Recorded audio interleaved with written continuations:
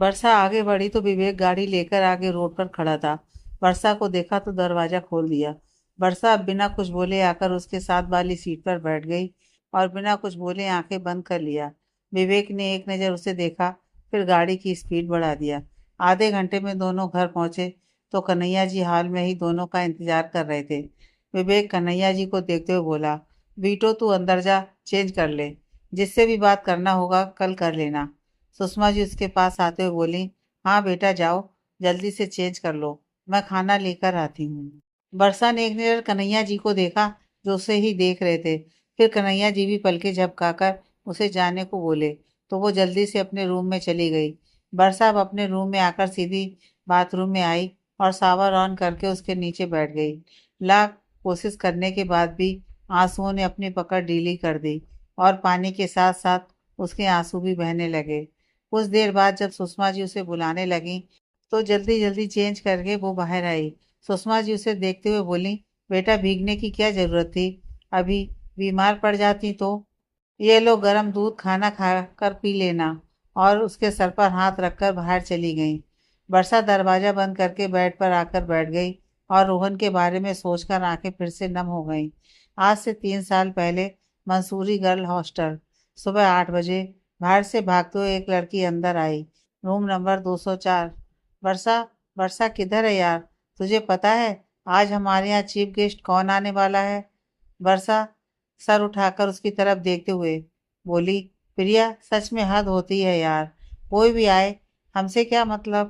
प्रिया उसकी बगल में बैठते हुए बोली, मतलब? अरे मतलब क्यों नहीं है, मतलब है, बिल्कुल है। और मैं तुझे बता रही हूँ, तू देखेगी ना तो सच में पागल हो जाएगी। वर्षा, ऐसा कुछ नहीं है, मैं किसी को देखकर पागल तो क्या, उसके बारे में सोचने भी नहीं वाली। प्रिया लगी सर?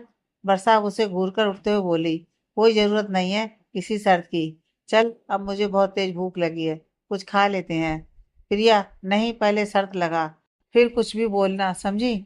वर्षा उसका हाथ पकड़कर खींचते हुए बोली, तेरा दिमाग ना सच में काम नहीं कर रहा, इसलिए इस समय यह सब फालतू की बात कर रही है। और उसे खींचकर अपने साथ बाहर चली गई। वर्षा प्रिया को रूम से खींचते हुए कैंटीन लेकर गई और वहां पर बैठते हुए 2 सैंडविच और 2 कॉफ़ी ऑर्डर किया। प्रिया उसका हाथ पकड़कर बैठाते हुए बोली, बैठ ना यार। वर्षा बैठते हुए बोली, देख मुझे तुम्हारा ना यह फालतू का बकवास नहीं सुनना, तो मुझे दोबारा फिर से इसे सुनाने की कोशिश मत करना, समझी? प्रिया, यार तू एक बार उसे देख तो ले, फिर कुछ भी बोलना। तब तक उनका ऑर्डर आ गया। वर्षा सैंडविच खाते हुए कॉफी पी रही थी। प्रिया कब से लगातार उसे कुछ न कुछ बोले जा रही थी। 10 मिनट बाद दोनों वापस से हॉस्टल आ गईं और जल्दी से जल्दी तैयार होकर कॉलेज के लिए निकल गईं। वर्षा ने एक नज़र प्रिया को देखा और फिर सामने देखते हुए बोली, यार तू इतनी पागल क्यों हो रही है उसके लिए? और वो भी, वो दिल्ली वाला है और दिल्ली वालों पर मुझे कोई भरोसा नहीं है। प्रिया, मुझे देखना है आखिर वो इतना सक्सेसफुल और हैंडसम जो है, और यूथ आइकॉन भी, और थोड़ा इधर उधर भी रहेगा तो भी चल जाएगा। वर्षा, तू नहीं सुधरेगी। प्रिया, जी बिल्कुल नहीं, मैं नहीं सुधर सकती, मैं तो बोल रही हूँ। थोड़ा तू भी बिगड़ जा, मजा आ जाएगा, दोनों खूब मस्ती करेंगे। वर्षा, जी नहीं देवी जी, आप ही काफी हैं इस फील्ड के लिए, मुझे नहीं बिगड़ना। कुछ देर में दोनों हॉल में पहुंचे। हॉल पूरा खचाखच भरा हुआ था। हर किसी के जबान पर बस एक ही नाम गूंज रहा था, रोहन मेहरा, रोहन मेहरा। इतनी कम उम्र में दिल्ली में खुद का बिजनेस चलाता है, वो भी खुद की मेहनत से। आज यहाँ हम सब के बीच यूथ आइकॉन बनकर आया है, वो भी सबकी स्पेशल रिक्वेस्ट पर। प्रिया वर्षा को धक्का देते हुए बोली, देखा, तुमने पढ़ाई के साथ साथ अपना खुद का बिजनेस चलाता है, सोच कितना टैलेंटेड है। अगर वो मुझसे पट जाए तो कितना मजा आ जाएगा, मेरी तो लाइफ सेट हो जाएगी। यार वर्षा झल्लाते हुए बोली, तो जाना और एक काम कर, पटाखा ही वापस आना, नहीं तो मैं तेरा मर्डर कर दूंगी, समझी? और उसे वहीं छोड़कर लाइब्रेरी की तरफ अकेले ही खुद से बड़बड़ाते हुए चली जा रही थी कि अचानक से किसी से टकराकर नीचे गिर गई। कुछ देर बाद उसे लगा वो किसी के ऊपर है, तो जल्दी से आंखें खोल कर देखा तो 23-24 साल का एक लड़का जो उसे गुस्से से लगातार घूरे जा रहा है। वर्षा तो जैसे उसी में खो गई। उसे उसके गुस्से से जैसे कोई फर्क नहीं पड़ रहा हो। उसकी काली गहरी आंखें, ऊपर से उसकी हल्की बियर्ड, उसे और भी हैंडसम और अट्रैक्टिव बना रही थी। वर्षा ने जब कुछ देर तक कोई रिएक्शन नहीं दिया तो वो गुस्सा होते हुए बोला, ओ हेलो मैडम, आपके पापा का दिया हुआ पलंग नहीं हूं मैं जो आराम से लेटी हुई हैं। वर्षा भड़बड़ाकर उठते हुए बोली, सॉरी, वो मुझे मतलब मैंने। तब तक वो लड़का भी उठते हुए बोला, आराम से, हर किसी के ऊपर गिरना अच्छा नहीं होता। वर्षा, वो मिस्टर जो भी हो, आराम से। हाँ, वो बस गलती से गिर गई, तो ज्यादा उड़ने की जरूरत नहीं है आपको। बोलते बोलते वर्षा पीछे जाकर दीवार से लग गई, क्योंकि अब वो उसके एकदम करीब आ चुका था। वर्षा आंखें बंद करके गहरी सांस ली और उसे धक्का देते हुए वहां से सीधे हाल की तरफ भाग गई। कुछ देर बाद प्रिया को ढूंढते हुए उसके पास आई और बैठते हुए बोली, आ नहीं सकती थी मेरे पीछे? पता है कैसे कैसे बचकर आई हूँ। प्रिया, वो सब छोड़ और सामने देख, कितना हैंडसम है यार, कोई मेरी सेटिंग करवा दे। वर्षा ने सामने देखा तो अचानक से बोली, ये ये यहाँ क्या कर रहा है? प्रिया सामने देखते हुए बोली, यही तो है Rohan Mehra, the youth icon. फिर वर्षा को देखते हुए बोली, तू कैसे जानती है इसे? वर्षा, मैं नहीं जानती इसे, वो तो कुछ देर पहले ही टकरा गया था। तो बस रोहन स्टेज पर बैठा था और टीचर बारी बारी उसके बारे में बोल रहे थे। वर्षा ने देखा वो खड़ा हो रहा है तो प्रिया को देखते हुए बोली, तुझे ये कुछ ज्यादा खड़ूस नहीं लग रहा है? कितना एटीट्यूड दिखा रहा है, जैसे इसके जैसा कोई है ही नहीं। प्रिया, मुझे तो कितना क्यूट लग रहा है और हैंडसम भी। वाह यार, उसकी आंखें कितनी खूबसूरत हैं। सच में मुझे ना पहली नजर वाला प्यार हो गया है इससे। वर्षा, तुझे कुछ ज्यादा नहीं, दूसरे दिन पहली नजर वाला प्यार होता है, कर किसी से। प्रिया, तू नहीं समझेगी, ये मेरा सच्चा वाला प्यार है। वर्षा ने देखा तो रोहन उसे ही देखे जा रहा था, तो वो हड़बड़ाकर बोली, प्रिया तू चल यहाँ से, मुझे नहीं रहना। प्रिया, यार अब तुझे क्या हुआ, देखने दे ना, कम से कम चांद को पा नहीं सकते तो उसे देख तो सकते हैं ना। वर्षा, प्रिया चल ना यार, वैसे भी ये तेरे लायक ना बिल्कुल भी नहीं है, तो चल यहाँ से। प्रिया, तुझे कैसे पता ये मेरे लायक नहीं है? कहीं तुझे तो नहीं पसंद आ गया? वर्षा, पागल है तू, मुझे नहीं पसंद है ये। रोहन उसे प्रिया को खींचते हुए देखे जा रहा था और साथ ही सबको बिजनेस टिप्स भी दे रहा था। कुछ देर बाद वो आकर डायरेक्टर की बगल में बैठ गया। प्रिया जब नहीं उठी तो वर्षा उसे छोड़कर अकेले ही बाहर चली गई और ग्राउंड की दूसरी साइड बेंच पर बैठते हुए बोली, वैसे हैंडसम तो था, लेकिन खड़ूस भी, और एटीट्यूड कितना दिखा रहा था, और जैसे उसके जैसा कोई है ही नहीं। फिर खुद से बोली, छोड़ वर्षा, मत सोच उसके बारे में। कुछ दिन बाद वर्षा का सेमेस्टर एग्जाम खत्म हो गया तो वो घर आ गई। सुषमा जी और कन्हैया जी दोनों लोग काफी खुश थे उसके आने से, क्योंकि विवेक बहुत कम घर आता था, और आता भी था तो एक या फिर 2 दिन के लिए ही आता था। और वर्षा से मिलने वो उसके हॉस्टल ही चला जाता था।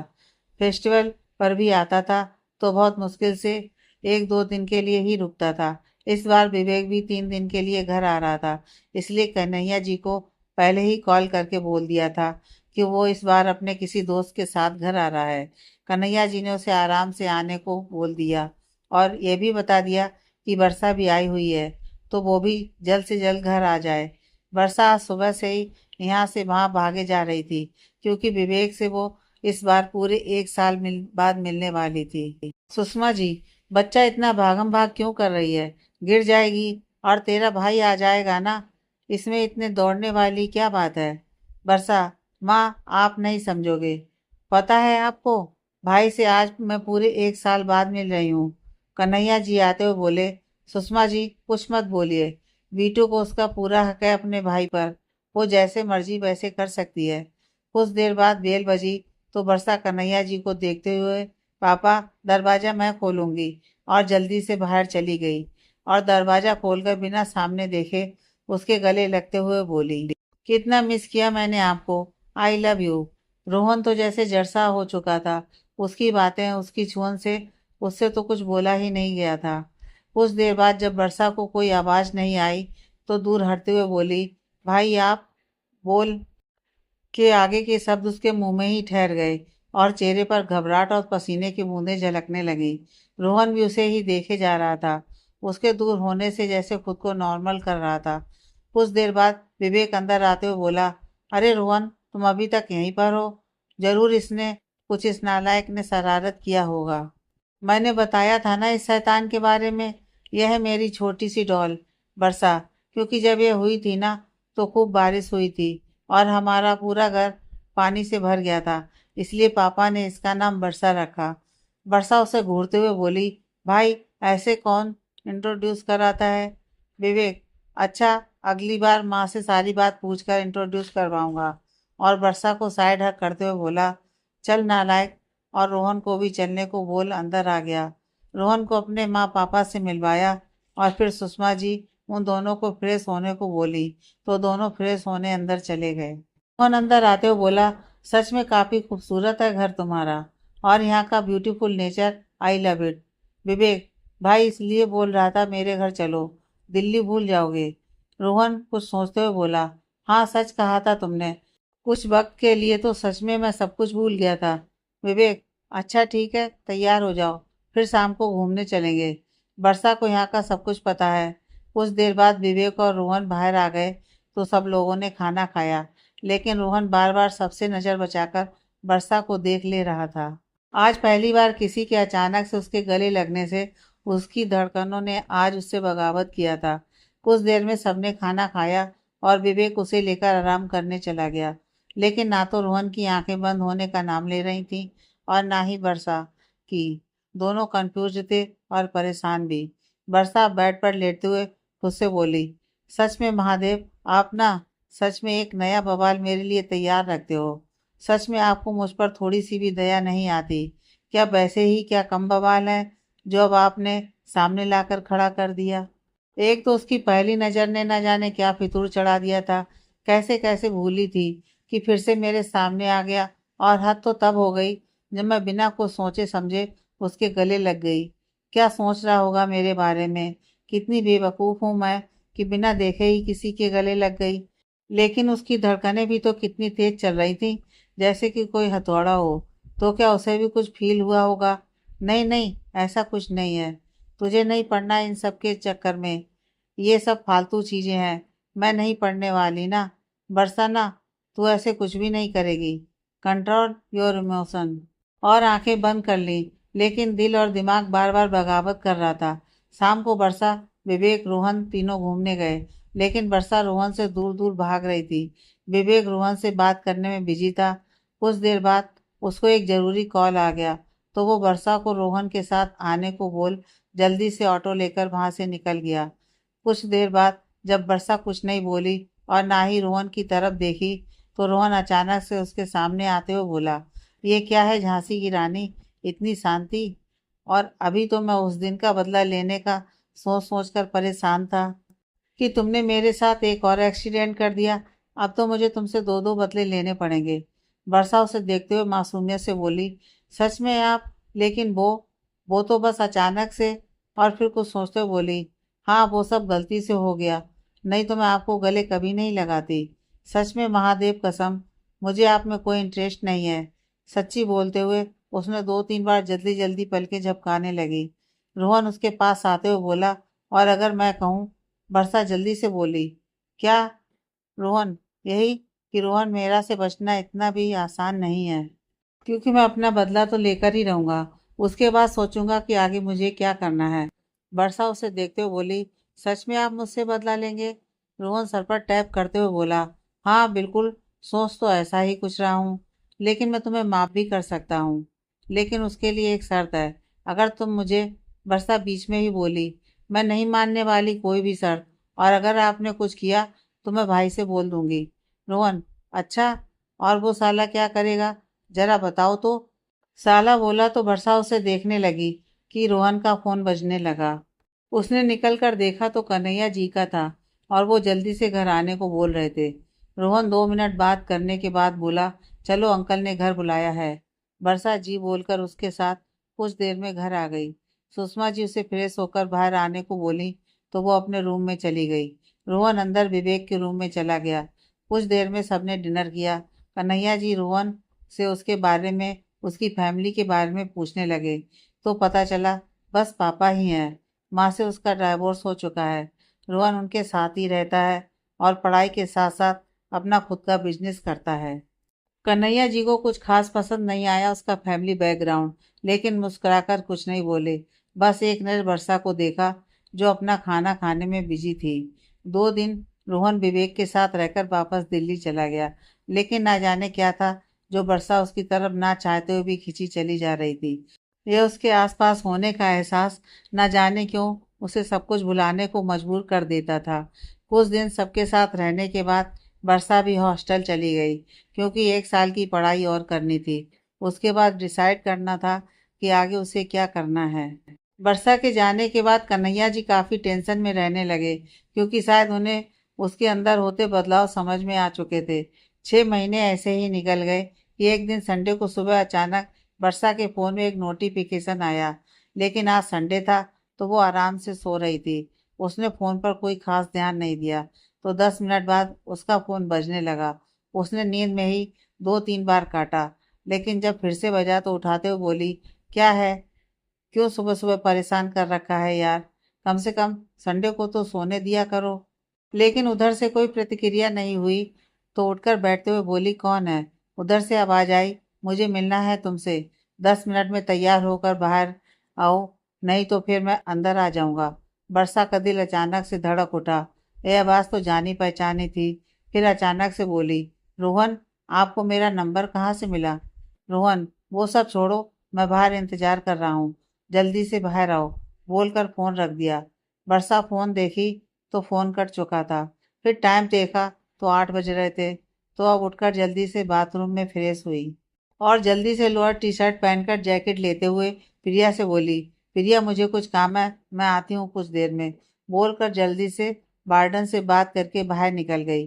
गेट के पास आई तो गाड़ी से टिककर रोहन खड़ा था, आंखों में गॉगल और जीन्स टी शर्ट, ऊपर से जैकेट पहना, एकदम जहर लग रहा था। वर्षा कुछ देर तक उसे देखने के बाद खुद को संभालते हुए उसके पास आकर बोली, आप यहाँ?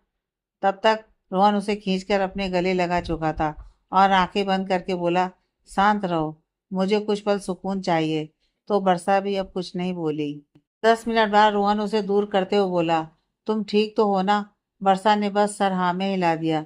रोहन गाड़ी का दरवाजा खोलते हुए बोला, हम कहीं और चलकर बात करें, क्योंकि यहाँ मैं नहीं चाहता कि तुम्हारी इमेज खराब हो। वर्षा ने एक नज़र उसे देखा, फिर आकर गाड़ी के आगे वाली सीट पर बैठ गई। रोहन दूसरी साइड से आकर बैठ गया। गाड़ी में एकदम शांति पसरी थी। कुछ देर में एक खाली जगह पर गाड़ी रोकते हुए रोहन बाहर आया और वर्षा की तरफ का दरवाजा खोला, तो वो भी बाहर आ गई। रोहन कुछ देर टहलने के बाद अचानक से वर्षा का चेहरा अपने दोनों हाथों में लेकर बोला, मुझे समझ में नहीं आ रहा है कि मैं कैसे बोलूं। बस इतना समझ लो कि मैं तुम्हारे बिना नहीं रह सकता। और आंखें बंद करके बोला, आई लव यू। वर्षा की धड़कनें अचानक से बहुत तेज धड़कने लगी। उसे तो जैसे यकीन ही नहीं हो रहा था, ख्वाब है या फिर हकीकत। कुछ देर बाद रोहन उसे देखते हुए बोला, वर्षा मैं तुमसे झूठ नहीं बोलूंगा, क्योंकि किसी भी रिश्ते की शुरुआत सच से होनी चाहिए। मेरे मॉम डैड का डाइवोर्स जब मैं कुछ साल का था तभी हो चुका था। मुझे अपनी मॉम का चेहरा भी सही से याद नहीं है। डैड से ज़्यादा बातें मैं नहीं करता, और फैमिली में दादी थी जो कुछ साल पहले ही भगवान के पास चली गई। उनके बाद तो जैसे सब कुछ खत्म हो चुका था। लेकिन जब तुम पहली बार टकराई, तो जैसी मेरी धड़कनों ने पहली बार धड़कना शुरू किया, और दूसरी बार तुम्हारा मेरे अचानक गले लगने से उनमें जान आ गई। दिल्ली जाने के बाद 1 मिनट भी सुकून नहीं मिला। कुछ दिन पहले एहसास हुआ, शायद मैं तुमसे प्यार करने लगा हूँ, बहुत से भी ज़्यादा, बहुत प्यार करने लगा हूँ। लेकिन यह बात मैंने किसी से नहीं बताई, क्योंकि यह बात सबसे पहले मैं तुम्हें बताना चाहता था। तुम टाइम ले लो, मुझे कोई ज़बरदस्ती नहीं है, लेकिन प्लीज़ प्लीज़ मुझे छोड़कर मत जाना, नहीं तो शायद मैं जी नहीं पाऊंगा। वर्षा उसका हाथ नीचे करते हुए बोली, आप उतना दूर मुझसे यही कहने आए हैं? रोहन ने हाँ में सिर हिला दिया। तो वर्षा उसका गाल खींचते हुए बोली, wow so cute and I love you. Rohan उसे देखने लगा, तो वर्षा उसे देखते हुए हड़बड़ाकर बोली, मतलब मुझे अभी टाइम चाहिए। रोहन उसकी कमर में हाथ फंसाकर उसे अपने करीब करते हुए बोला, हाँ ले लो टाइम, लेकिन अब यह लड़की पूरी की पूरी मेरी है, इतना समझ लो। वर्षा उसके गले में हाथ फंसाते हुए बोली, अच्छा जी, अभी मैंने आपको हाँ नहीं बोला है, तो अभी आप कोई दावा नहीं कर सकते, समझे? रोहन उसकी तरफ झुकते हुए बोला, सिर्फ दावा नहीं, पूरा हक चाहिए मुझे। वो भी तुम्हारी इजाज़त से। वर्षा उसे देखने में खोई थी कि उसका फ़ोन बजा तो देखा प्रिया का था, तो रोहन से थोड़ा दूर होकर उठाते हुए बोली, क्या हुआ? उधर से प्रिया ने कुछ बोला तो वर्षा, ठीक है मैं आ रही हूँ, बोलकर फ़ोन रख दी। रोहन, क्या हुआ? प्रिया का फ़ोन था, माँ का फ़ोन आया था, घर जाना है, कोई इमरजेंसी है। रोहन, ऐसा क्या हो गया? चलो मैं छोड़ देता हूँ। वर्षा, नहीं आप नहीं जाएंगे, मैं प्रिया के साथ चली जाऊंगी। रोहन, ठीक है आराम से जाना और पहुंचकर कॉल करना। वर्षा, ठीक है। रोहन अब उसे लेकर हॉस्टल आ गया। वर्षा निकलने को हुई तो रोहन उसका हाथ पकड़कर बोला, मुझे मेरा जवाब हाँ चाहिए। वर्षा कुछ देर तक उसे देखती रही, फिर उसके गले लगकर बोली, महादेव से प्रार्थना कीजिएगा सब सही हो, और जल्दी से निकलकर बाहर चली गई। वर्षा घर आई तो पता चला उसके पापा को हार्ट अटैक आया है और वो हॉस्पिटलाइज्ड हैं। वर्षा जल्दी से हॉस्पिटल के लिए निकल गई। हॉस्पिटल पहुंची तो उसकी माँ और विवेक बाहरी बेंच पर बैठे थे। वर्षा उनके पास आकर बोली, माँ भाई पापा कैसे हैं? विवेक, ऑपरेशन हो चुका है, अभी ठीक है, लेकिन टेंशन लेना उनके लिए सही नहीं है। डॉक्टर ने कहा है जितना हो सके उन्हें हम लोगों को खुश रखना है। छोटी से छोटी प्रॉब्लम ही बड़ी हो सकती है। वर्षा, लेकिन भाई पापा को किस बात की टेंशन है? विवेक, पता नहीं, ठीक होने दो फिर पूछते हैं, आखिर प्रॉब्लम क्या है? वर्षा अपनी माँ के पास आकर बैठ गई। कुछ देर बाद कन्हैया जी को होश आया तो सबसे पहले वो वर्षा को ही अपने पास बुलाए। वर्षा अंदर जाकर उनके पास बैठते हुए बोली, पापा आप ठीक तो है ना? आप क्यों इतना टेंशन लेते हैं? कन्हैया जी उसका हाथ अपने हाथ में लेकर बोले, बेटा मुझे कुछ मांगना है तुमसे, क्या मैं मांग सकता हूँ?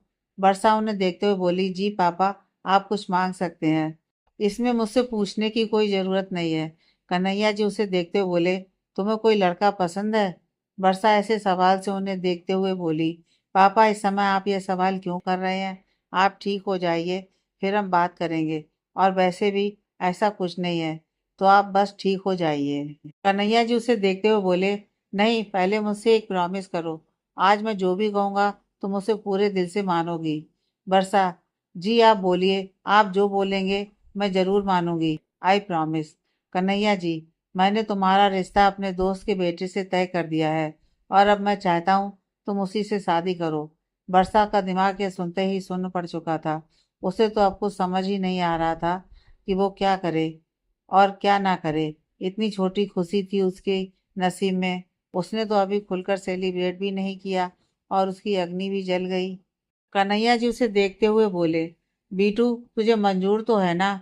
मेरी इज्जत का मान तो रखेगी ना? वर्षा उन्हें देखते हुए बोली, जी जी पापा मुझे मंजूर है। कन्हैया जी खुश होकर बोले, मुझे पता था मेरी बेटी मेरी बात जरूर मानेगी, लेकिन यह बात सिर्फ मेरे और तुम्हारे बीच रहेगी, तुम्हारी माँ और भाई को पता नहीं चलना चाहिए। वर्षा, जी उन्हें कभी कुछ पता नहीं चलेगा, आप निश्चिंत रहिए। और अब उन्हें आराम करने का बोलकर बाहर आ गई। विवेक उसे देखते हुए बोला, बच्चा पापा ठीक तो है ना? कोई प्रॉब्लम तो नहीं? वर्षा, जी भाई वो एकदम ठीक है, आप मिल लीजिए। मुझे थोड़ी सी थकान हो रही है, मैं घर जा रही हूँ, बोलकर घर के लिए निकल गई। कुछ देर में घर पहुंची और अपने रूम में जाकर बेड पर गिरते ही कन्हैया जी की सारी बातें उसके दिमाग में घूमने लगी, और साथ ही साथ रोहन की उसे सारी बातें बोलना भी चल रहा था। कितना सुकून था उसके सीने से लगे हुए, लेकिन यह सुकून भी बस कुछ पलों का था। कुछ देर बाद जाकर सावर के नीचे बैठ गई और सोचने लगी, क्या जवाब देगी अब रोहन को। सोचते सोचते आंखें नम हो गईं, सीने में अजीब सा दर्द और घुटन होने लगा। कुछ देर वैसे ही बैठने के बाद चेंज करके बाहर आई और बेड पर टिककर सो गई। शाम को विवेक घर आया तो उसे जगाया और उसे खाना खाने के बाद आराम करने को बोल दिया, और सुषमा जी को घर छोड़कर हॉस्पिटल चला गया। वर्षा ने टाइम देखा, 8 बजने वाले हैं, तो कुछ नहीं खाया और वैसे ही वापस से सो गई। 2 दिन बाद कन्हैया जी घर आ गए और 4 दिन बाद विवेक दिल्ली चला गया और वर्षा वापस से हॉस्टल चली गई। रोहन के नंबर को जाते ही उसने ब्लॉक मार दिया। यहाँ रोहन वर्षा का फोन न लगने से काफी परेशान हो गया। किसी और का नंबर भी नहीं था कि किसी से कुछ पता करे। विवेक से पता चला कि उसके पापा को हार्ट अटैक आया था, लेकिन उसमें वर्षा ने इसका नंबर क्यों ब्लॉक किया, कुछ समझ नहीं आ रहा था। और वो विवेक से डायरेक्ट पूछ भी नहीं पा रहा था। 15 दिन ऐसे ही निकल गए, लेकिन ना ही वर्षा ने उसे कोई बात किया और ना ही उसका नंबर अनब्लॉक किया। आज संडे था, तो रोहन सुबह 3 बजे ही मंसूरी के लिए निकल चुका था कि आज वो उससे बात करके ही मानेगा।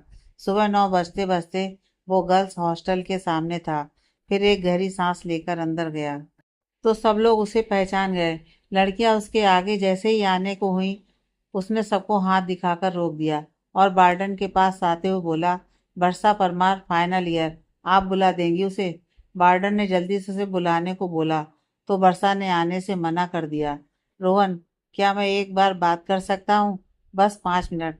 तो वार्डन ने उसे जाने की परमिशन दे दिया।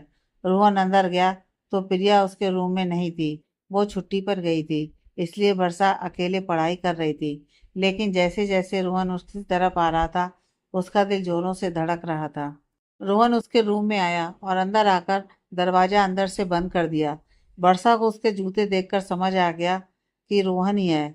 फिर भी सर ऊपर नहीं किया तो रोहन उसके सामने आते हुए बोला, नंबर ब्लॉक क्यों किया और बात क्यों नहीं कर रही हो? गुस्सा हो या फिर कोई और प्रॉब्लम है? वर्षा, कोई प्रॉब्लम नहीं है, और अगर होगी भी तो मैं खुद सॉल्व कर लूंगी, आप उसमें मत पड़िए। रोहन कुछ देर तक उसे देखता रहा। काफी बदलाव था, जैसे कि जिसे उसने देखा वो है ही नहीं। इन 15 दिनों में उसकी वर्षा बिल्कुल बदल चुकी थी। ऐसा भी क्या हुआ था उसके साथ जो वो इतना बदल चुकी थी? रोहन उसके पास आते हुए बोला, वर्षा, वर्षा प्लीज आप बाहर जाइए, आपसे कोई बात नहीं करनी है। और आप इस तरह से यहाँ क्या कर रहे हैं? मेरी आपकी नज़र में कोई इज्जत है भी या है नहीं? रोहन, ठीक है, 1 घंटे बाद जहाँ पहली बार लेकर गया था वहीं मिलना, नहीं तो फिर मुझे कुछ भी करने से तुम नहीं रोक सकती। बोलकर दरवाजा खोल बाहर चला गया। वर्षा ने एक गहरी सांस लिया और कुछ देर में तैयार होकर बाहर निकल गई। 1 घंटे बाद वो वहीं पहुंची जहां रोहन ने उसे बुलाया था। सामने देखा तो रोहन गाड़ी से टिककर खड़ा था, लेकिन जैसे ही उसे गले लगाने को हुआ, वर्षा जल्दी से 2 कदम पीछे हो गई। रोहन अपने बालों में हाथ फेरते हुए बोला, गुस्सा हो? लेकिन क्यों? क्या किया है मैंने? रीजन तो दो। पता है कितना परेशान हूँ, ना तो सो पा रहा हूँ और ना ही जाग पा रहा हूँ। हमेशा तुम्हें खोने का डर मुझ पर हावी हो रहा है। वर्षा उसे देखते हुए बोली, आपने उस दिन सवाल किया था तो मेरा जवाब सिर्फ ना है। मैं आपसे कोई रिश्ता नहीं रख पाऊंगी। आई एम सॉरी, आप किसी और को चुन लीजिए। रोहन, यार ये कैसा मजाक है? तुम ऐसा नहीं कर सकती। तुम जानती हो कितना चाहता हूँ मैं तुम्हें, फिर भी ऐसा मजाक। फिर उसके पास आते हुए बोला, बच्चा, अगर कोई प्रॉब्लम है तो मिलकर सॉल्व कर लेंगे ना। यार तुम बताओ तो सही, प्रॉब्लम क्या है? वर्षा, हम राजपूत हैं और आप राजपूत नहीं है। मुझे फैमिली पसंद है, आपके पास तो कुछ भी नहीं है। माँ की शक्ल तक याद नहीं है आपको। कल आपका कोई भरोसा नहीं कि आप मुझे भी छोड़ दें। उसकी बातें तो रोहन को कांटे की तरह चुभ रही थी, लेकिन उसने कुछ नहीं बोला। बस कुछ बूंदें आंसुओं की उसके गालों पर गिरने लगी। वर्षा दूसरी तरफ देखते हुए बोली, आपका और मेरा कोई मैच नहीं है। कुछ देर बाद खुद को शांत करते हुए रोहन उसे देखते हुए बोला, बस यही बात है? वर्षा, हाँ। रोहन, ठीक है, मैं पापा की दूसरी शादी करवाऊंगा कि मेरी भी फैमिली हो जाए। वर्षा उसे आश्चर्य से देखते हुए बोली, क्या? रोहन, तुम्हें फैमिली चाहिए ना? तो मैं लाऊंगा फैमिली। उसके बाद तो तुम्हें मुझसे कोई प्रॉब्लम नहीं होगी ना? वर्षा, आपका दिमाग खराब है क्या? मैंने बोल दिया ना कि मुझे आप में कोई इंटरेस्ट नहीं है, तो क्यों परेशान कर रहे हैं? रोहन उसका हाथ पकड़कर अपने सीने पर रखते हुए बोला, क्या चाहती हो, ये धड़कना बंद कर दे? वर्षा अपना हाथ हटाते हुए बोली, आप मुझे ब्लैकमेल नहीं कर सकते। मैं अपने फैसले लेने के लिए आज़ाद हूँ।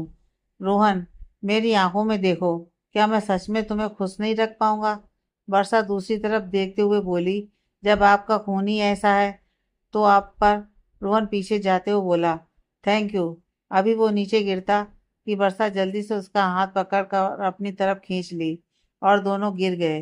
वर्षा नीचे थी और रोहन उसके ऊपर। कुछ देर बाद वर्षा आंखें खोलते हुए बोली, आप ठीक तो है ना?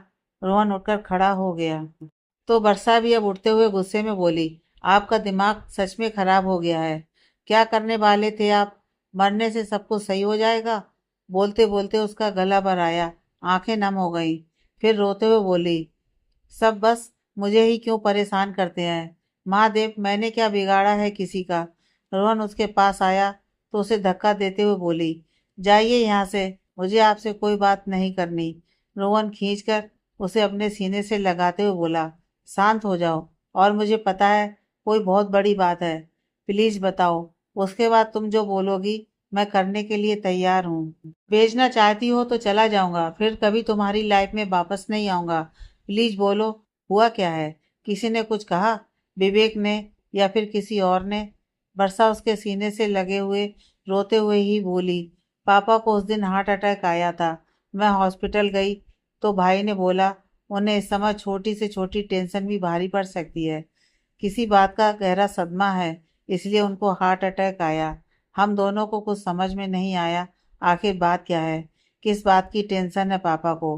कुछ देर बाद पापा को होश आया तो उन्होंने सबसे पहले मुझे बुलाया। मैं अंदर गई और पूछा तो उन्होंने मुझसे प्रॉमिस लिया कि वो जो भी बोलेंगे मैं वो करूँगी। मैंने भी हाँ बोल दिया।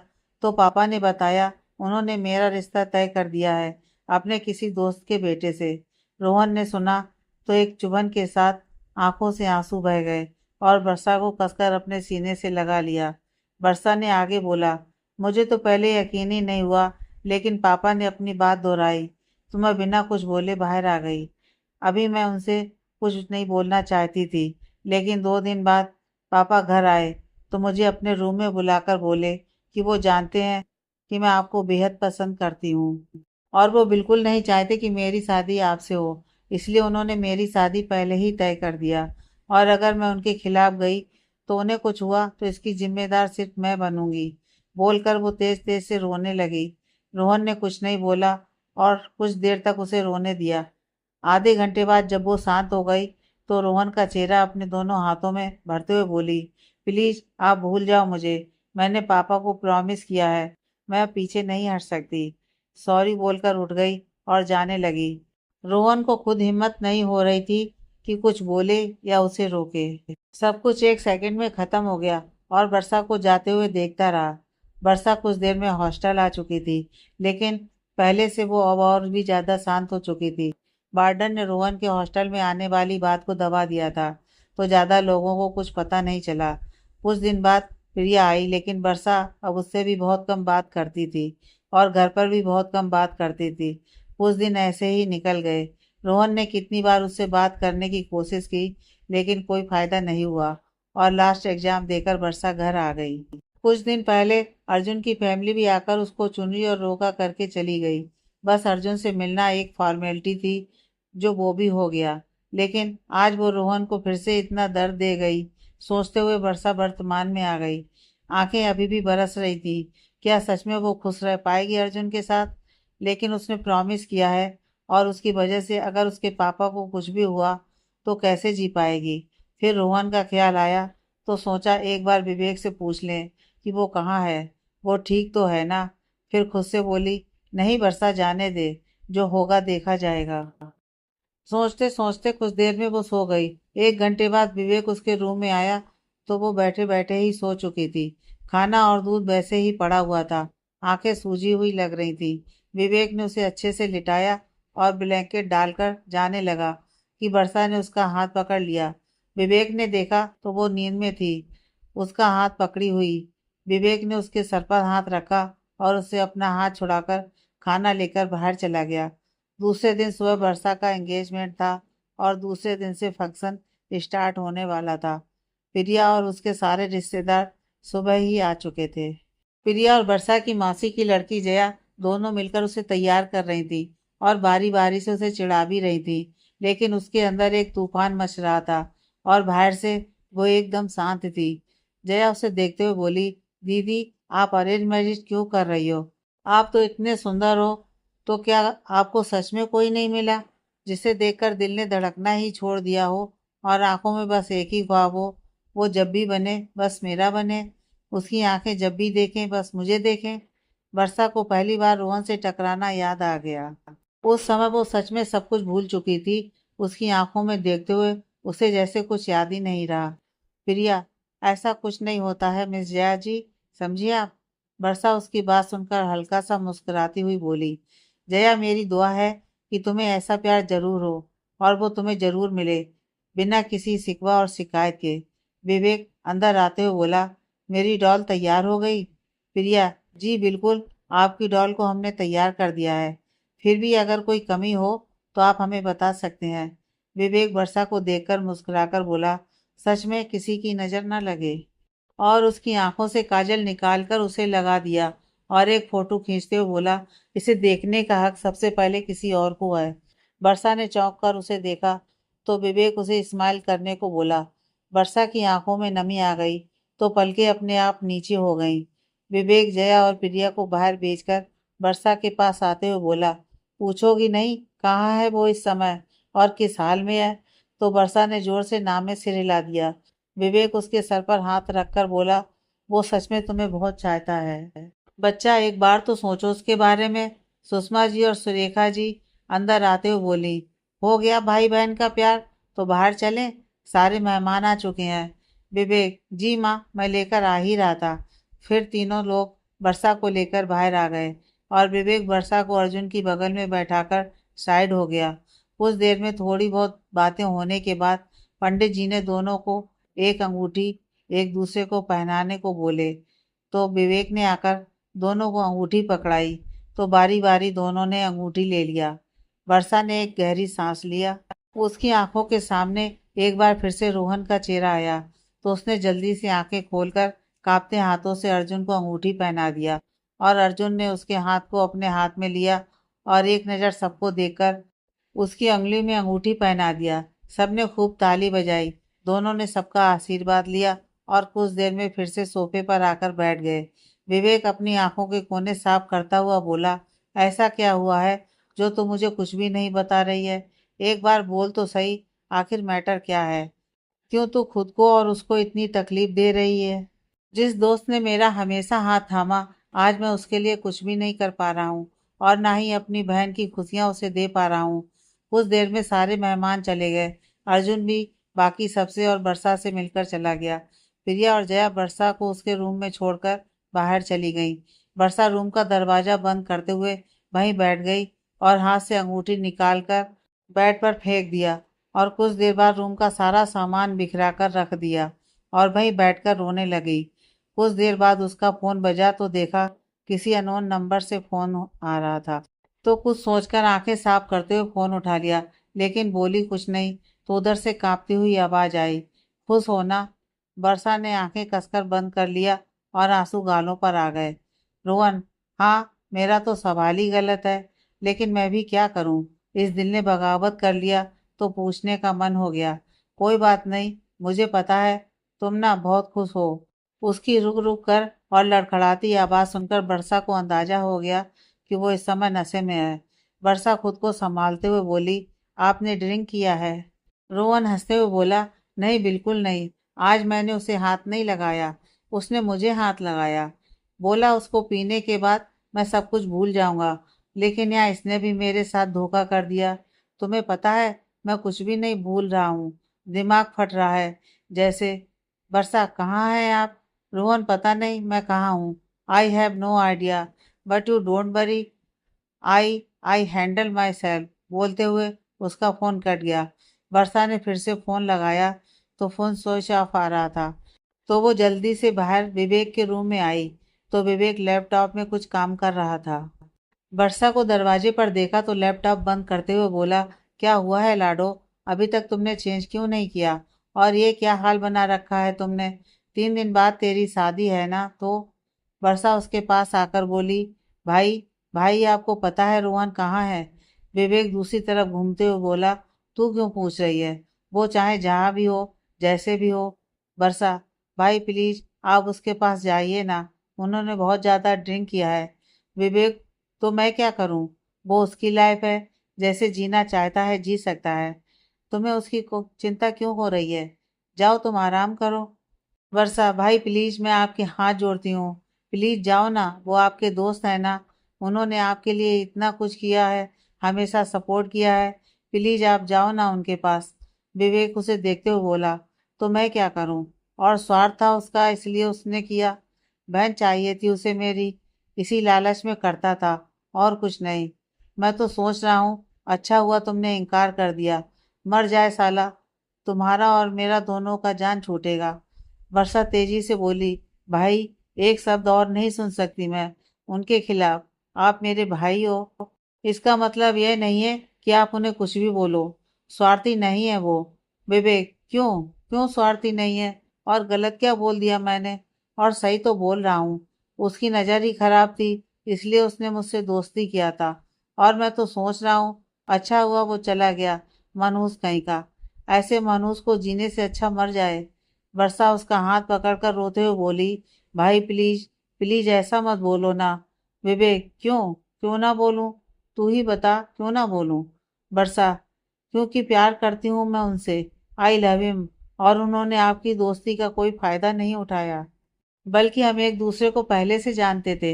हमारे कॉलेज में वो पहले ही आए थे चीफ गेस्ट बनकर। विवेक उसका हाथ पकड़कर उठाते हुए बोला, चलो।